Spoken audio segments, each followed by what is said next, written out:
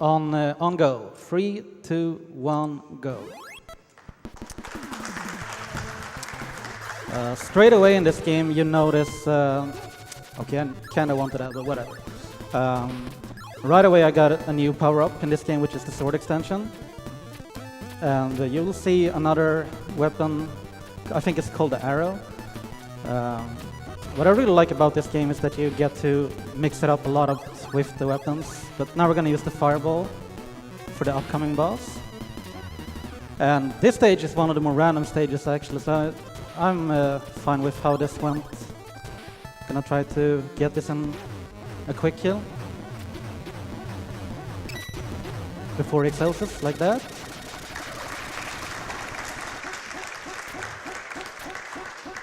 And after every stage, you lose the sword extension power-up, but you keep your, well, later on I will collect ninja scrolls that will allow me to have more ninpo in total.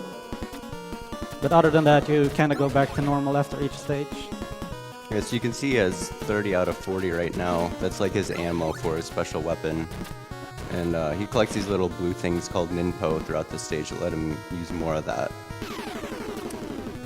And starting from here in this stage, I need to think of my health a little bit. I am going to do a couple of, well, take a little bit of damage, but preferably I will have enough health to feel confident for the boss, because he's really random.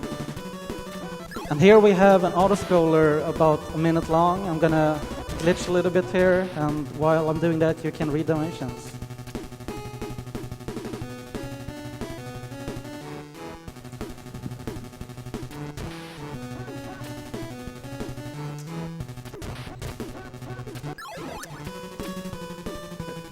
There's not really much going on here. I am gonna pick up a one of those scrolls up here, like there. Another glitch. Walk inside the platform and under. All right. Looks like we got a $50 donation from Red Panda. Hey there, GDQ. Here's pretty much what I can afford to give at this time. The donation goes to the awesome announcer's choice. Have fun. Good luck to all the runners. Make some new PBs. Well, my choice is for that Necro Dancer Diamond Extra Run. If we hit that, that would be awesome. And if we do hit that, of course I want Tifa to be named Beefaroni. Okay, coming up is the second boss. Like I said, he's really random. We would like to kill him on the left side in the middle, pretty much. But it's random where he stops like that. That was a good pattern. He should die in the middle here. Yeah. Basically, it's random when he stops, and if he stops really early or really late, it's really bad. And in this stage, the game decides to throw in a curveball. You have to hold left at the beginning. And in the beginning of this stage, there are platforms that are on a global cycle. So I'm gonna try to catch up to these platforms. Here's a trollerfish. Let's see what he does. Yeah, that's what he does. When I was on that platform, and if I take damage on a riding platform, I don't know why it happens, but sometimes Ryu, the character, kinda goofs off a little bit and takes a while until you get control of him again. But that was decent.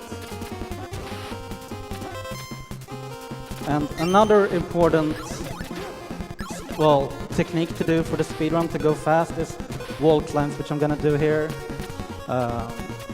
Not a very good start, but yeah, you basically want to jump out of the wall and re-grab it as soon as you can to scale the wall faster.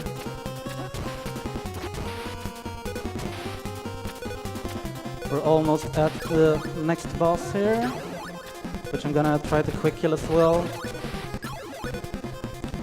Basically, I want to kill him down in the middle before he jumps off. I should get it. Yep.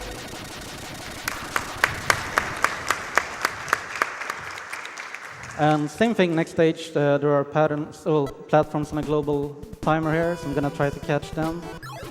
What's important here is to get this power up right here, because I'm gonna need it in the next screen to get the sword extension. But since I have well, since there are a global timer here, I can take my time a little bit here, because I still have to wait up here for the upcoming platform. And same thing a little bit later here in the screen. That was an extra life, by the way. I'm opting not to go for them in case I have a bad death in the final act, where I might opt to take a game over instead, actually, to restart the act. But we'll get to that later. First up, fire to get the sword extension. And yeah, this is the American version, so these spikes deal a lot of damage, so you have to care for your health here. But if you have the invincible fire, you can just run through stage hazards like that. Trying to get this tight jump, nice. Missing that jump usually costs you like 4 to 5 seconds. And for this next boss, I want to use this arrow. That's an intentional damage, by the way. I take it from the flying head instead of the spikes to take less damage. But yeah, I want to kill this guy before he burrows again.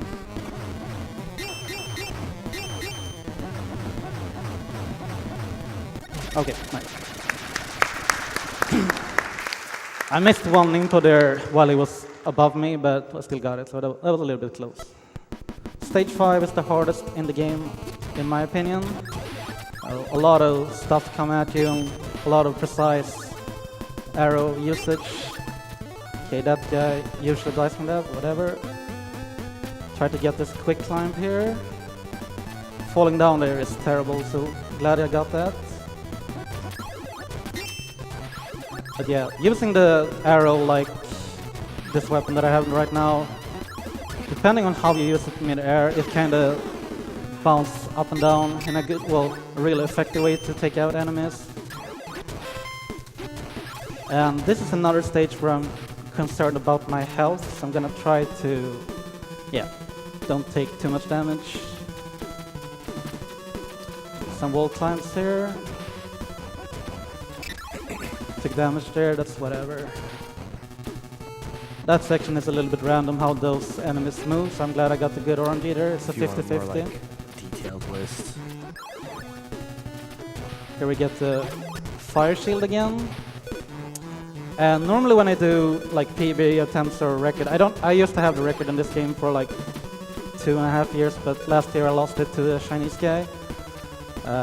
There's a faster strat here that saves 2 seconds, but it's not safe for marathon, so I'm gonna go with the slightly slower strat, which makes the boss kill even harder, which is the hardest quick kill in the game. He's gonna try to jump out from the right side to the center. I want to kill him before he jumps out.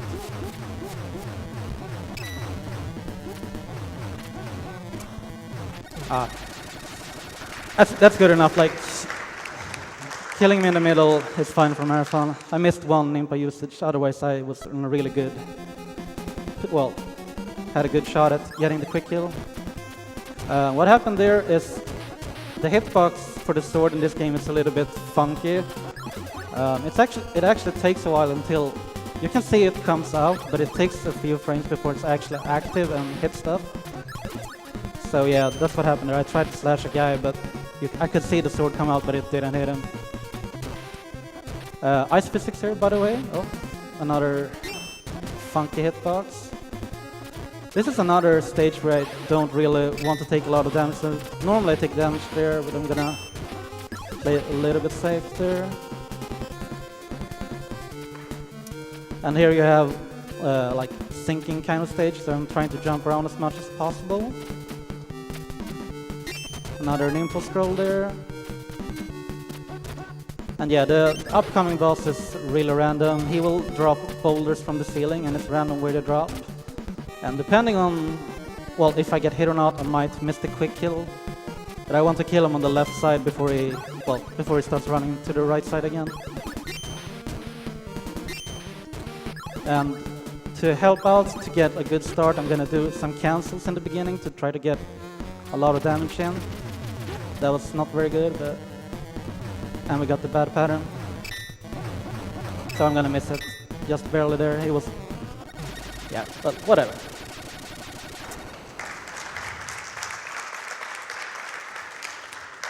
Final stage, the one where I probably need to focus a little bit. Basic idea, I need that Nimpo actually. That's bad. I'm gonna opt to do this now. Normally I would use the shuriken there, but since I missed an Nimpo I couldn't really use it. But yeah, I want to keep this fire shield for the rest of the game. So dying after the screen means that I have no chance to get it back. And that's why I might go for a game over if I die.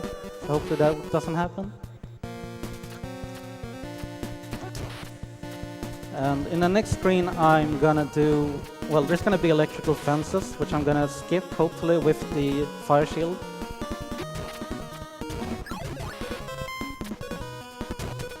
A little bit of focus here. Here we go. That's the skip. And it's in the next screen there's a so-called quick climb that could save 4 seconds if I get it, so hopefully I will get it there.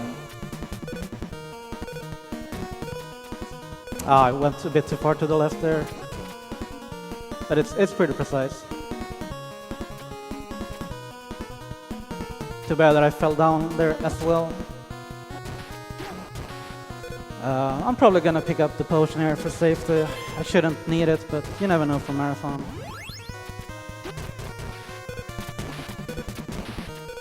And from here on out, it's mostly like use the fire shield on the correct spots and try to keep it.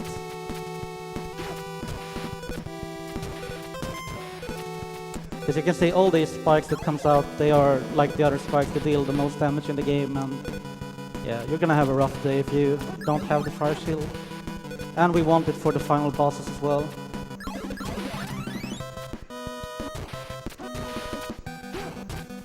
But yeah, use the shield there, and then I'm gonna use it one more time here. That makes it so I can go past these spikes.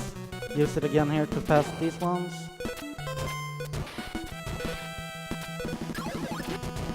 And one more time here. Final stretch, final screen before the final boss, well, the 3 final bosses.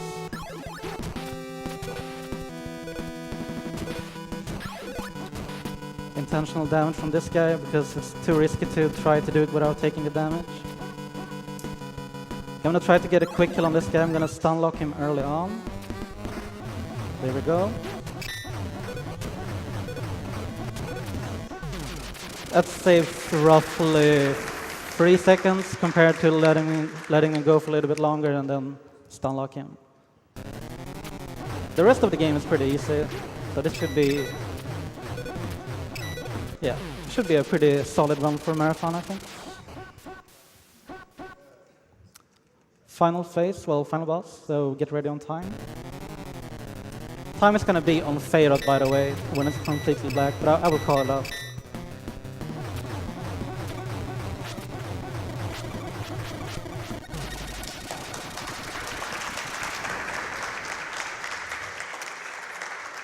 And time. Excellent run.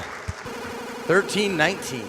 Nice, I'll take that. I was gunning for sub 13:20 actually, so I'll take that. You got it.